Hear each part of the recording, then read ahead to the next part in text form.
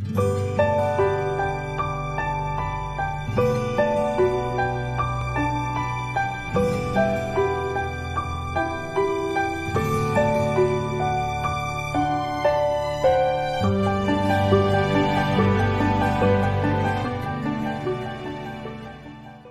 주님의 은혜입니다. 할렐루야. 오늘 함께 보실 말씀은 신약 성경입니다. 갈라디아서 3장 26절에서 29절까지의 말씀입니다. 제가 가진 성경으로는 신약 성경 306페이지에 있습니다. 갈라디아서 3장 26절에서 29절까지의 말씀.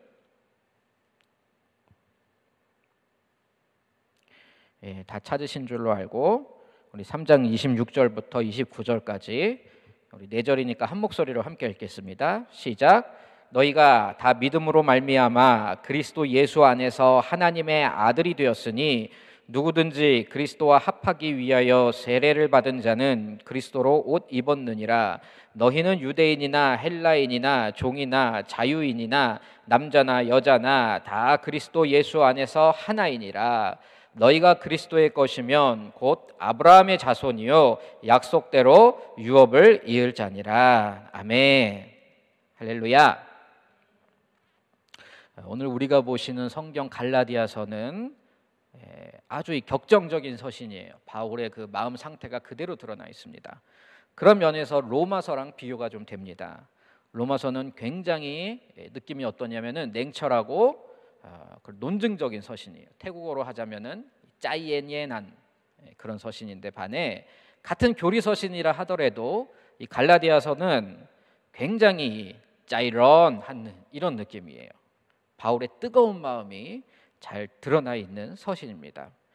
재미있게 표현하자면은 바울이 갈라디아 교회를 향하여서 일단 들이받고 불만을 그냥 확 표출하고 단도직입적으로 그렇게 시작을 하는 편지입니다.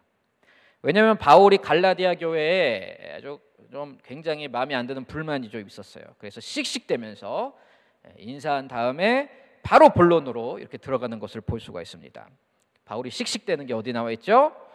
갈라디아서 1장 6절에 나와 있어요. 보시면은 너희를 부르신 이를 속히 떠나 다른 복음을 따르는 것을 이상하게 여기노라. 12부터 걸고 시작을 하죠. 그래서 1장부터 2장 14절까지가 바울이 자신 개인의 경험을 통해서 복음을 변증하고 있는 내용입니다.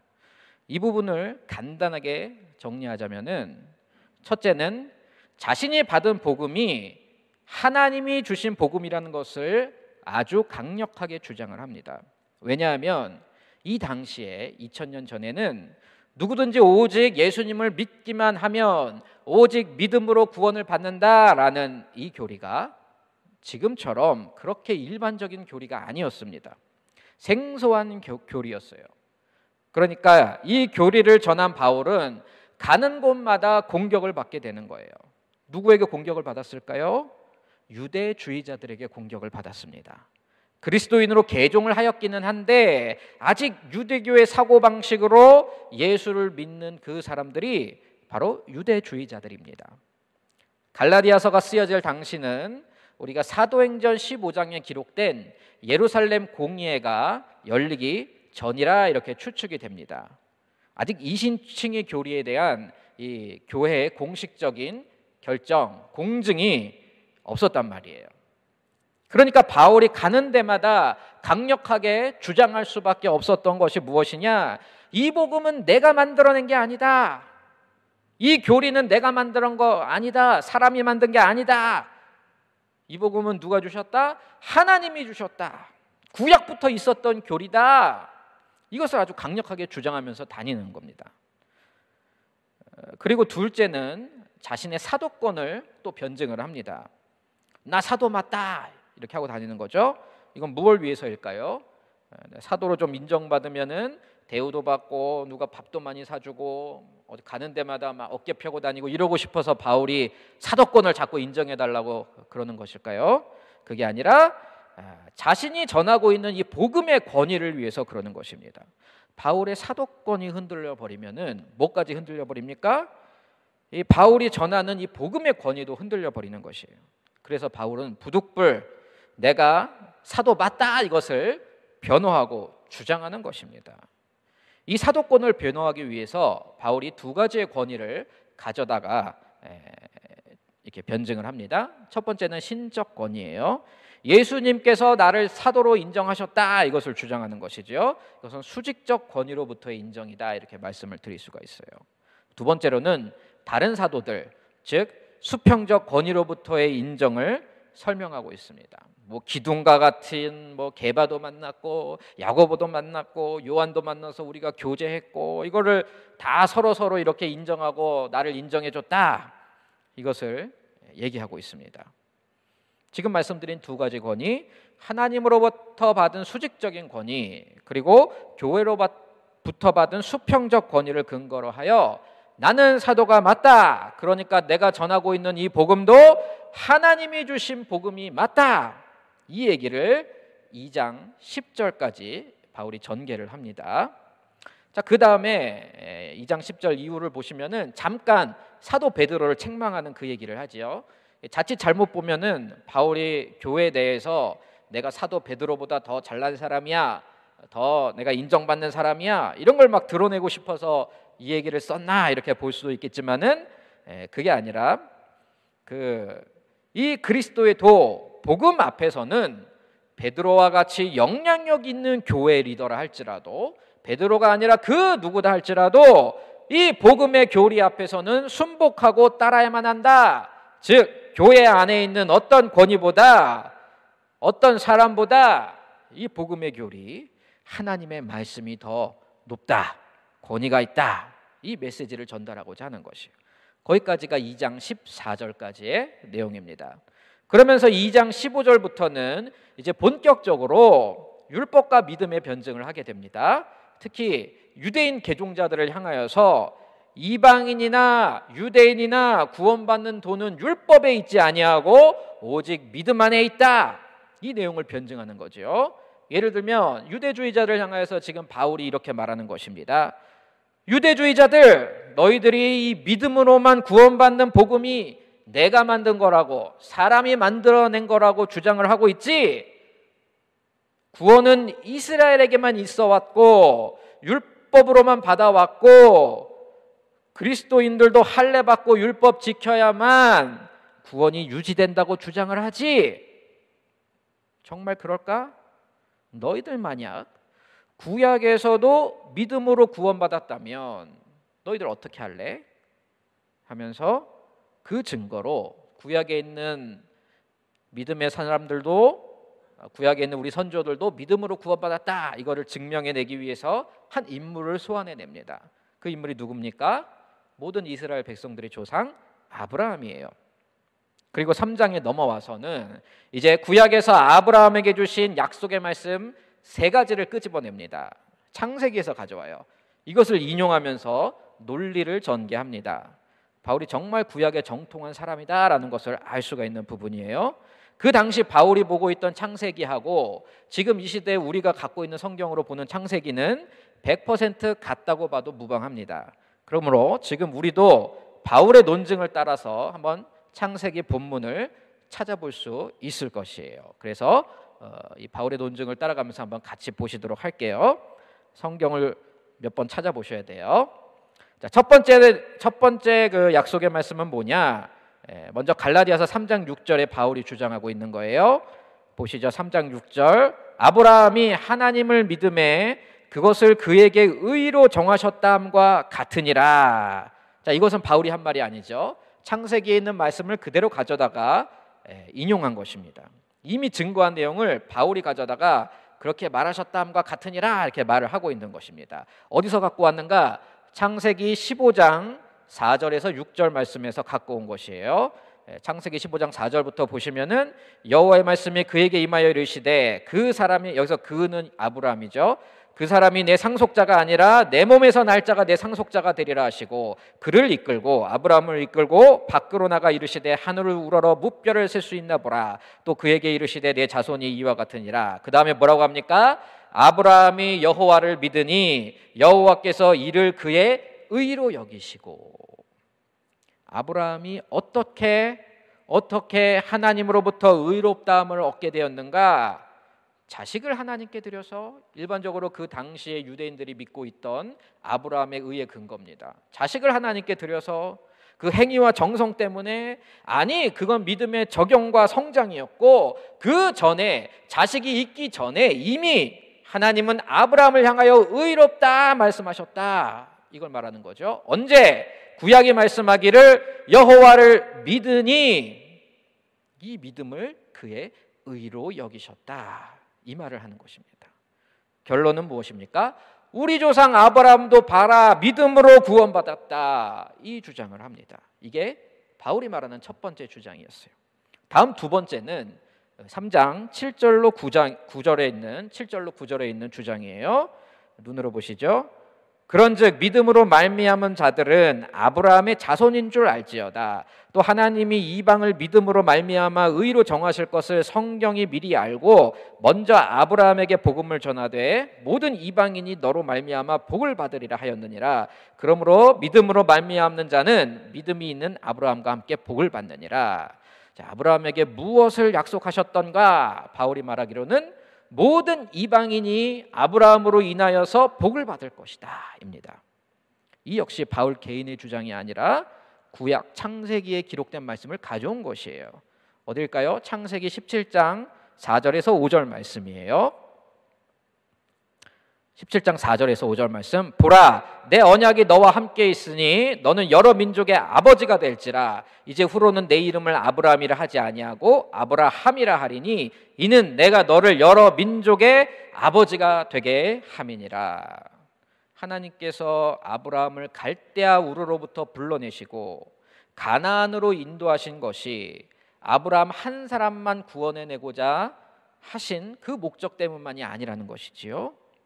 아브라함뿐만 아니라 아브라함의 자손들, 그 안에 있는 여러 민족들이 그 아브라함과 맺은 하나님의 언약 안에 들어있는 것입니다. 그러므로 하나님이 아브라함과 맺은 언약, 이 안에는 이미 천하 만민을 향한 선교적 비전이 들어있었어요. 여기서 바울이 아주 획기적인, 그 당시의 사람들의 입장에서 보면은 아주 획기적인 논리를 하나 만들어냅니다. 아브라함도 하나님의 약속을 믿는 믿음으로 구원받았다, 이거 첫 번째 얘기했지. 그리고 하나님의 언약 안에는 이방인이 포함되어 있다. 그러므로 이 둘을 합쳐보면은 어떤 결과가 나오는가? 누가 진짜 아브라함의 자손이냐? 다른 말로 하면 누가 이 하나님의 언약이라는 유산을 받게 되는 사람이냐?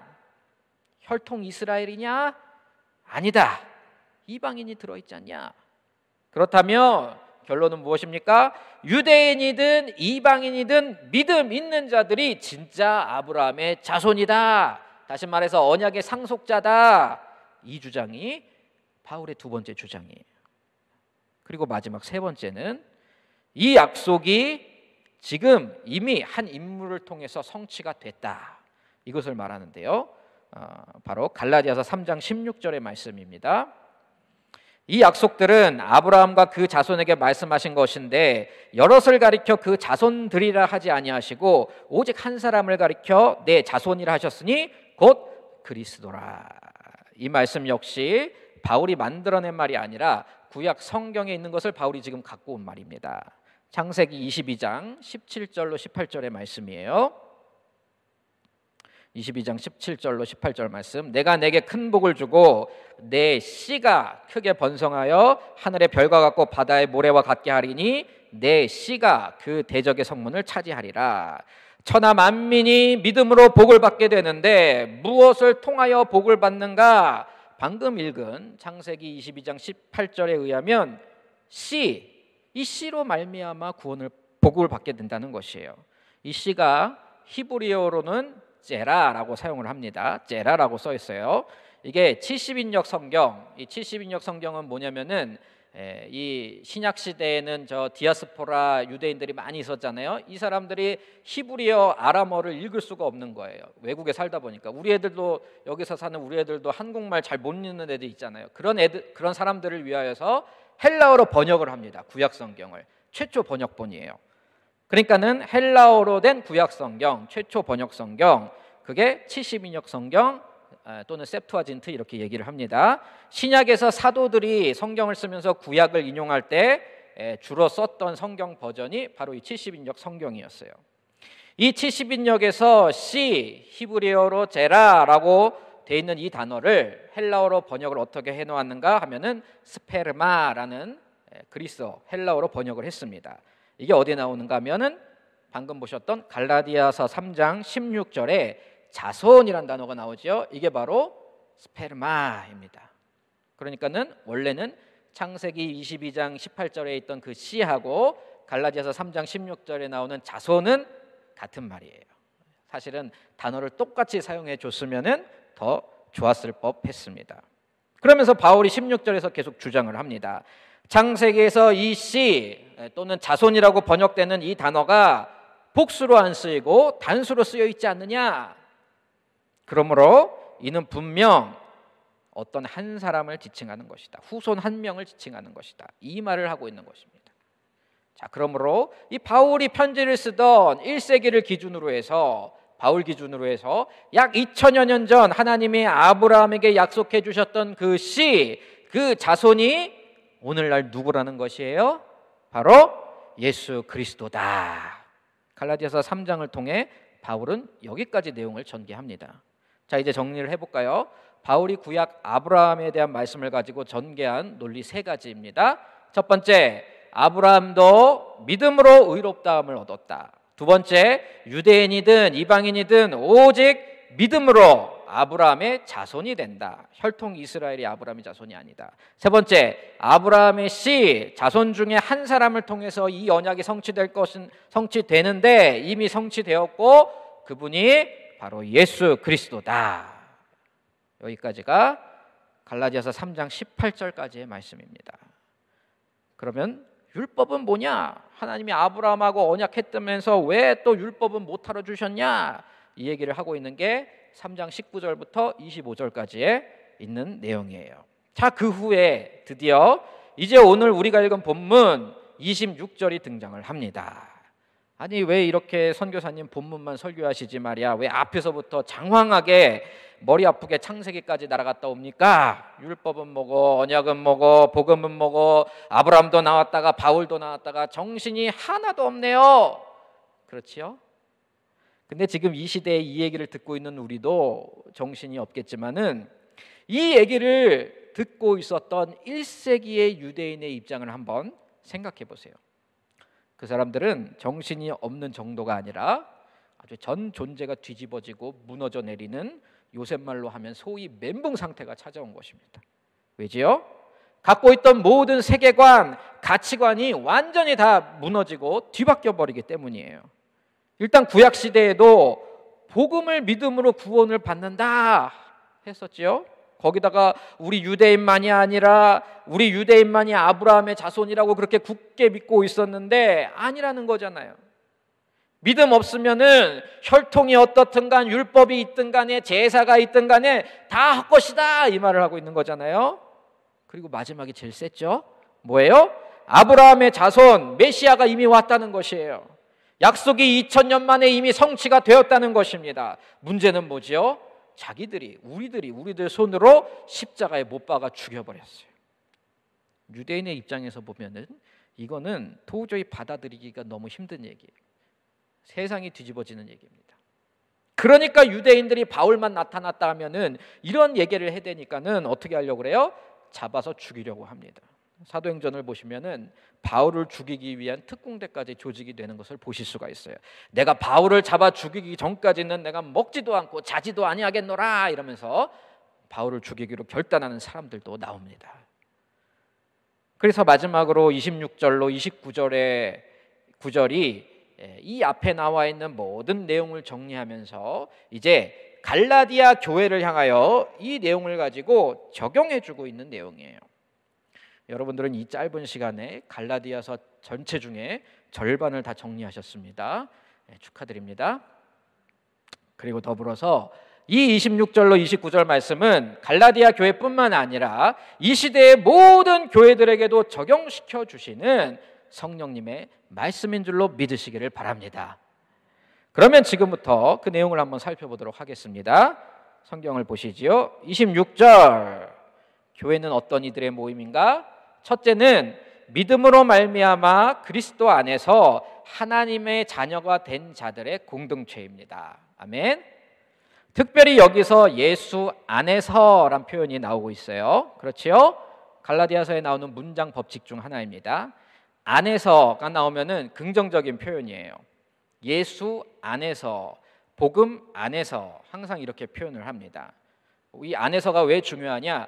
교회의 위치를 설명해 주기 때문에 이 안에서라는 문장이 굉장히 중요합니다. 이거와 대비되는 게 있어요. 아래서, 언더, 아래서가 나오면은 부정적 의미로 사용이 됩니다. 예를 들면 율법 아래서, 죄 아래서 이렇게 표현을 해요. 위에 22절, 3장 22절을 한번 보세요. 거기 뭐가 있습니까? 죄 아래 나오지요. 또 23절 그 다음에 있는 절 뭐라고 나옵니까? 율법 아래 이렇게 나오지요.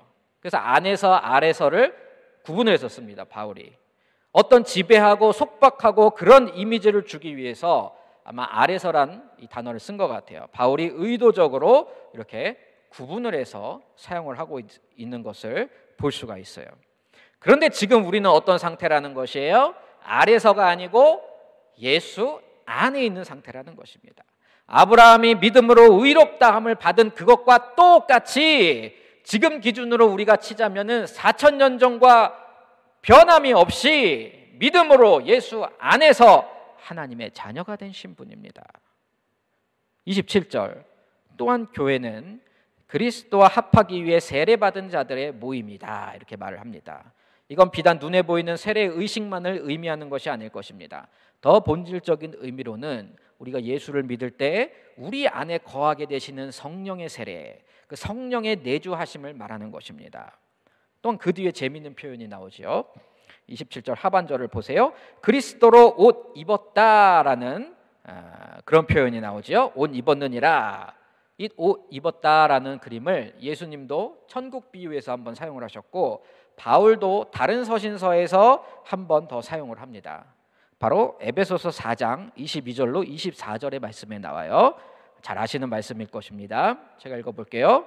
너희는 유혹의 욕심을 따라 썩어져가는 구습을 따르는 옛 사람을 벗어버리고 오직 너희의 심령이 새롭게 되어 하나님을 따라 의와 진리의 거룩함으로 지으심을 받은 새 사람을 입으라. 옷으로 표현을 했어요.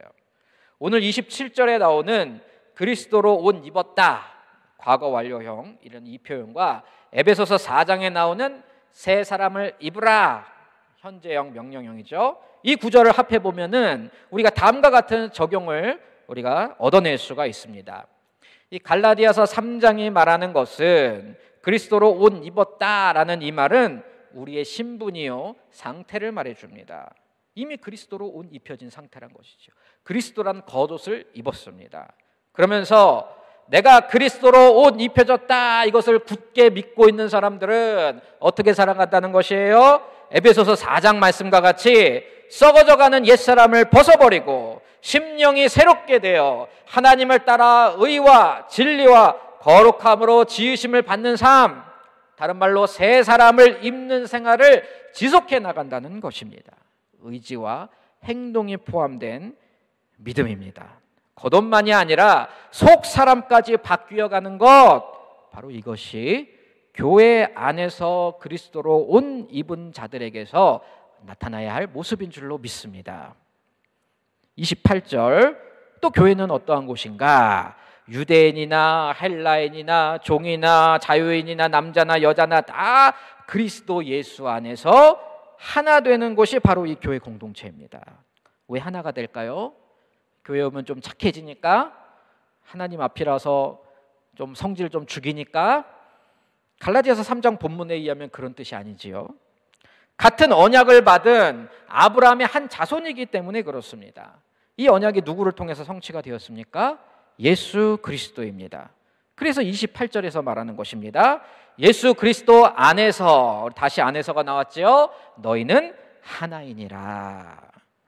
교회의 하나됨은 우리가 애써 만들어내고 우리 인간 쪽에서 막 추구하고 노력해야 할 그런 개념 이전에 그냥 본질 자체가 하나입니다. 좋든 싫든 지지고 볶든 두 번 다시 안 만나든 상관없이 이미 하나인 상태인 것이에요. 예를 들면 내 자녀들이 아무리 나를 싫어해도 나를 평생 안 보고 살아도 걔네들 안에는 내 유전자를 가지고 있어서 제 자녀와 저는 절대 남남이 될 수 없는 것과 같은 이치입니다. 2번 다시 얼굴을 안 보고 살겠다 이렇게 결심한 그 누군가가 있다 할지라도 어떻게 됩니까? 결국에 천국 가면은 다시 얼굴 보고 사랑하면서 평생이 아니죠, 영생을 살아야 된다는 것이에요. 잘 됐지요? 마지막 29절 하이라이트, 방점을 찍어주는 결론입니다. 그러므로 너희가 이렇게 시작을 하는데 여기서 그러므로 너희가는 성도와 교회를 말하는 것이지요.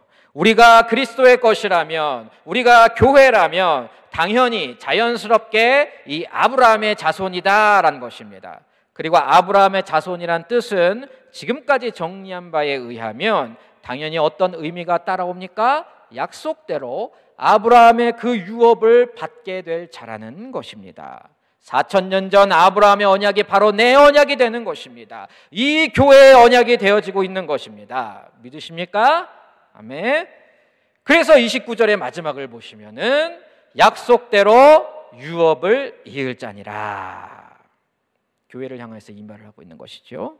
우리가 아브라함과 피 한 방울 안 섞였어도 믿음으로 이 유업의 정당한 상속자가 된다는 것입니다. 그래서 교회는 이 언약을 상속한 자들의 모임인 것이에요. 그런데 상속자는 책임이 있지요. 어떤 책임입니까? 이 언약을 다시 또 다른 누군가에게 이어줄 책임입니다. 전달할 책임이 있어요. 제가 며칠 전 스파이더맨이라는 영화를 봤는데요, 거기서 이런 대사가 나옵니다. 왕관을 쓴 머리는 쉴 수가 없다. 노블리스 오블리제를 말하는 것이죠.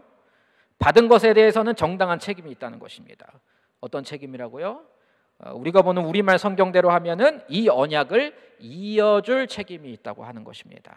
내가 받고 끝나는 것이 아니라 그 누군가에게 이 언약을 선포하고 드러내고 전달하는 그 책임이 이 언약 공동체인 교회와 우리에게 있다는 사실이에요. 다른 말로 복음의 수령자는 또한 동시에 복음의 수여자가 되어야 한다는 것입니다. 그래서 그리스도인들은 자동적으로 다 전도자가 되게 돼 있는 것이에요. 전도를 왜 하는가? 물론 영혼이 불쌍해서 정말 구원하고 싶은 마음으로, 또 내 친척들, 내 부모님, 자녀들 지옥 가면 어떻게 하면서 그 마음으로 전도하는 거 맞지요. 근데 그 이전에 우리들 자체가 어떤 사람이라고요? 복음을 전달해야 할 그 책임을 가진 존재란 것입니다. 복음을 수령만 하고 수여하기는 거부하였을 때, 즉 언약의 상속자로서 이 책임을 다하지 않았을 때 하나님의 백성들이 어떤 결과를 맞게 되었는가? 이것은 역사가 말해주고 있습니다. 이스라엘 백성들은 침략당했고 성전이 파괴당했으며 포로로 끌려가야만 했습니다. 중세 가톨릭은 어떠하였는가? 형식화 제도화의 함정에 빠지게 되었습니다. 나중에는 복음이 아니라 칼과 창을 들고 하나님의 이름으로 폭력과 살인을 전파하는 그런 십자군 전쟁이란 것을 교회가 주도적으로 일으키게 되었습니다. 그러므로 성도 여러분, 먼저는 우리들이 이 언약의 상속자된 교회 공동체로서 얼마나 큰 복을 받았는가, 지금 얼마나 큰 복을 우리가 누리고 있는가, 이것을 먼저 우리가 아셨으면 좋겠어요. 그 다음으로는 오늘 성령님이 바울을 통하여 말씀하신 바와 같이 이 공동체가 천하 만민을 위한 복의 수령자로서, 또한 예수 그리스도를 받은 상속자로서 마땅히 짊어져야 할 우리의 책임들, 예배와 기도와 전도에 힘쓰시기를 바랍니다. 그리고 마지막으로 더불어서 특별히 도전드리기로는 이 땅 치앙마이에 한인들과 또 거민들을 위하여서 교회가 감당해야 할 크고 작은 일들이 있습니다. 왜 우리가 그런 것까지 해야 돼? 이런 마음보다는 내가 복의 상속자로서, 언약의 계승자로서 저들을 위해 마땅히 감당해야 할 나의 사명이구나, 이렇게 받으시고 기쁨으로 주어진 사명의 끝까지 충성하시는 치앙마이 중학교의 성도님들 되시기를 주님의 이름으로 축원합니다. 이 시간 함께 기도하시겠습니다.